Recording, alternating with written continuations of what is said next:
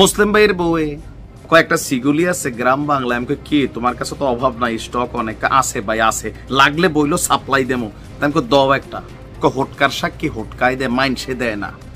এটা নিয়ে আরেকদিন একটা ভিডিও বানাইতে হবে। হ্যাঁ, তো এই হোটকা মিন্স হচ্ছে বৃষ্টির দিনে যখন বড় বড় বৃষ্টির ফোঁটা পরে দেখবেন মাটির মধ্যে এক ধরনের একটা সার্কেল তৈরি হয় তাঁবুর মতন, হ্যাঁ ওই রকম টাইপের আর কি। যাই হোক, আমরা কেন এই কথা বললাম, অপারেশন সিন্দুর এটা নিয়ে ভারতের যে গর্ব আভিজাত্য, আবার পাল্টা আক্রমণ দিয়া পাকিস্তানের তারা আওয়াজে পাকিস্তান, যেটা দেখলেন দুই দেশের জনগণ প্লাস আন্তর্জাতিক বিশ্ব প্লাস আমাদেরকে যে ঘোল খাওয়াইছে, সেখান থেকে তো এটা প্রমাণিত যে এই সিন্দুর আর সোহাগরাত এরা কানেক্টেড তলে তলে।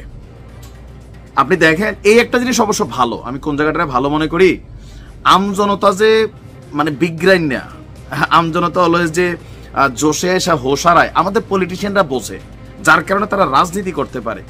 দুই দেশের রাজনীতিবিদরা বুঝছে পাকিস্তানের ভঙ্গুর অর্থনীতি আর মোদির জনপ্রিয়তা হ্রাস, এই দুইটা জিনিসকে বাড়ানোর জন্য অপারেশন সিন্দুর আর ওদের অপারেশন সোহাগরাত পরিচালনা করা, দুই দেশের জনগণ নিজ পকেটের টাকা দিয়া মিষ্টি টিষ্টি খাইছে, ফেসবুকে যুদ্ধ হয়েছে, আমাদের দেশেও পাকিস্তান জিন্দাবাদ বইলা একদল লোক বাইতুল মোকাররমের সামনে ঝাঁপাই পড়ছিল, তাই না?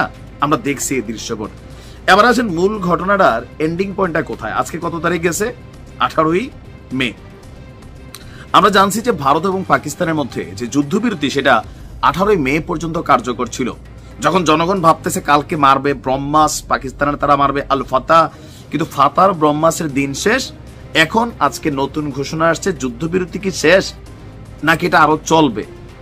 আমরা ভাবছিলাম হয়তো এটা সপ্তাহ বৃদ্ধি পাবে, 15 দিন অথবা একটা নেগোসিয়েশন হবে, কিন্তু আজকে ভারতের সেনাবাহিনী যে বক্তব্য দিছে যে পাকিস্তানের সাথে যুদ্ধবিরতি আনলিমিটেড, অনির্দিষ্ট কালের জন্য, মানে নরমালি যুদ্ধ না থাকলে যা হয় ঠিক ওইটাই। বুঝাইতে পারছি বিষয়টা? ধরুন আপনার সাথে আমার ঝগড়া নাই, এখন আমি আপনি ঝগড়া নাই, দরকার লাগলে কথা বলতেছি, না লাগলে বলতেছি না, এটা হচ্ছে স্বাভাবিক সম্পর্ক। কিন্তু ঝগড়া হয়েছে, তোমার লগে আমার আরি, আবার এগুলো অন্য কোনো চিহ্ন আছে কিনা জানো, ছোটবেলা আমরা এরকম আরি দিতাম, তো আরি হওয়ার পরে 3 দিন কথা কইতাম না, 5 দিন কথা কইতাম না, এটা হচ্ছে এক ধরনের টাইম লিমিটেশন ফ্রেম। আর যখন আরি ফারি না থাকে তখন কি হয়, যে আমরা স্বাভাবিক যে সম্পর্ক ছিল ওইভাবেই। তার মানে দুই দেশের রাজনীতিবিদরা বহুত বুদ্ধি টুদ্ধি কইরা জনগণকে বোঝানোর জন্য এখন নতুন একটা ঘোষণা দিয়েছে যে ভারত এবং পাকিস্তানের মধ্যে যুদ্ধবিরতির মেয়াদের কোনো নির্দিষ্ট সময় নেই। তার মানে যুদ্ধ হওয়ার আগে এত বছর যাবৎ ভারত পাকিস্তান যে স্বাভাবিক সম্পর্কে ছিল ওইটাই তারা ফলো করবে।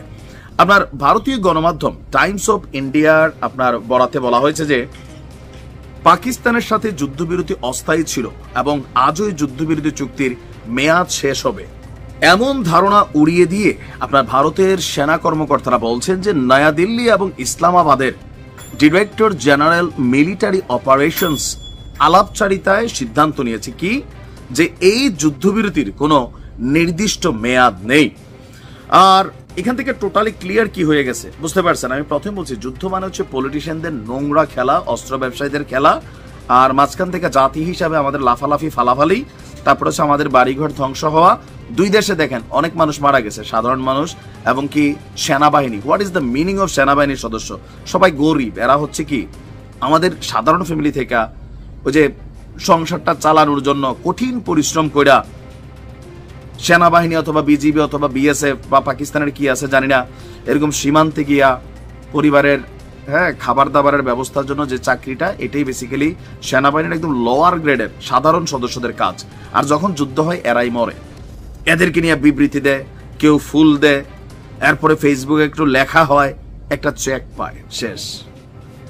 সেই জন্য বলি যে এই অঞ্চলের রাজনীতিবিদদের নোংরা রাজনীতি অলওয়েজ জনগণ শিকার হয়েছে, আর আমরা জনগণও অতি উৎসাহী, আমরা নিজেরাও শিকার হইতে চাই।